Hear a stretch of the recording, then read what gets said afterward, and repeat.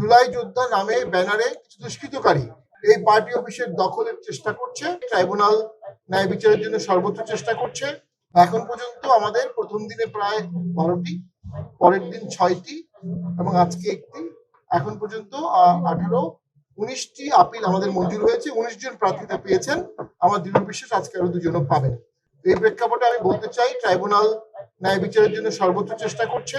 আইনের বাইরে তারা কোনো কাজ করছে না এবং সকলের ক্ষেত্রে সমানভাবে আইনটাকে প্রয়োগ করছে। যেখানে তারা কঠোর, সবার ক্ষেত্রে কঠোর; যেখানে তারা লিনিয়েন্ট, সবার ক্ষেত্রে লিনিয়েন্ট। আমি আবার একটি বিষয় বলতে চাই, জাতীয় পার্টির বগুড়ার পার্টি অফিসে এখনো তালা ঝুলন্ত আছে।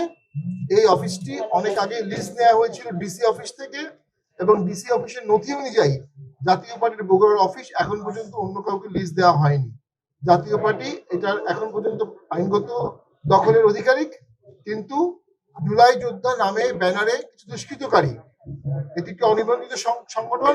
আমরা জানি না এর কোনো সেন্ট্রাল নেক্সাস আছে কিনা।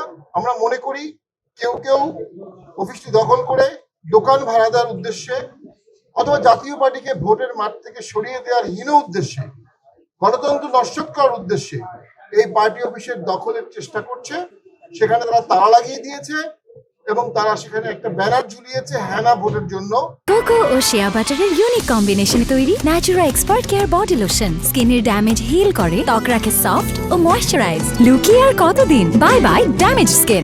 আমরা মনে করি গণভোট অবশ্যই একটি সম্মানিত বিষয়, কিন্তু কারো পার্টি অফিস দখল করে সেখানে গণভোটের ব্যানার লাগিয়ে গণভোটের বিষয়টিকে চাপিয়ে দেওয়ার একটা চেষ্টা করা হচ্ছে। যদি জুলাই যোদ্ধা নামে কোনো কেন্দ্রীয় সংগঠন থেকে থাকে, তাদের ইমিডিয়েটলি উচিত বগুড়া এই বিষয়ে তদন্ত করে দুষ্কৃতকারীদের বহিষ্কার করে দেওয়া। নির্বাচন কমিশনের উচিত তফসিল পিরিয়ডে এই মুহূর্তে যে কোনো মূল্যে এই অফিসটি আমাদের খুলে দেওয়া।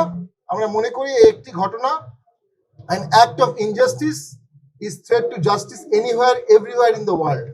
এই একটি ঘটনার জন্য পুরো নির্বাচন ব্যবস্থাও কলুষিত হয়ে যেতে পারে। সমস্ত জেলা অফিসে থেকে আমাদের উপর চাপ আসছে। এ ধরনের ঘটনা ঘটলে আমাদের কিন্তু নির্বাচন বয়কটের চাপ অনেক বেশি আমাদের উপরে আসবে।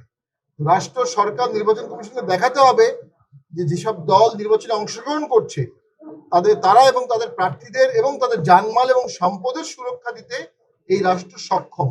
যে রাষ্ট্র এই সক্ষম না হয়, অক্ষম রাষ্ট্র সুষ্ঠু ভোট করতে পারবে না। তারা অবশ্যই লাঙ্গল প্রতীক নিয়েই মনোনয়ন নিয়েছে, লাঙ্গল প্রতীক নিয়েই জমা দিয়েছে এবং লাঙ্গল প্রতীক নিয়েই তাদের মনোনয়ন গৃহীত হয়েছে।